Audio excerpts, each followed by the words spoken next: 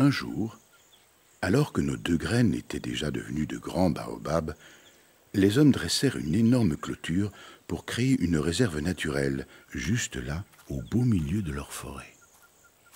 Nos 2 graines, qui étaient ensemble depuis la sève et le fruit, se retrouvèrent de la sorte séparées, à l'endroit même où elles avaient poussé, presque côte à côte.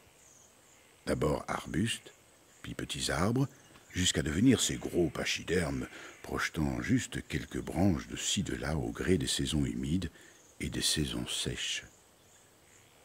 Pendant qu'ils vivaient ainsi, à quelques mètres seulement l'un de l'autre, ils s'observaient. Baobab à l'extérieur était courtisé par les hommes, tout en lui les intéressait. Il adorait quand les enfants grimpaient sur lui pour cueillir ses fruits ou couper ses feuilles. Sentir leurs mains, leurs pieds sur son écorce était très agréable. Même lorsqu'ils enfonçaient leurs pics dans sa peau pour grimper ou s'accrocher, cela ne le gênait pas. Comme il stockait des milliers de litres d'eau dans son écorce et son tronc au bois spongieux pour affronter les sécheresses, celui-ci était mou et les coups de machette le gratouillaient à peine. Il était un véritable réservoir vivant. Il aimait tellement ses jeux avec les hommes qu'il leur offrait tout ce qu'il avait.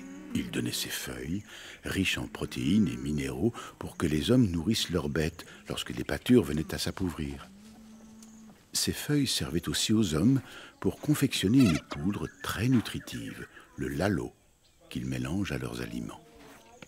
Il donnait ses fruits, les pains de singe, doux comme des friandises, contenant plus de calcium que le lait lui-même. Ils furent d'une si grande aide pour ceux qui eurent la chance de vivre parmi ces géants protecteurs que de nombreuses traditions locales en font la première alimentation à administrer aux nourrissons. Leur jus, par exemple, obtenu par décoction de la pulpe du fruit, est doté de vertus médicinales hors pair.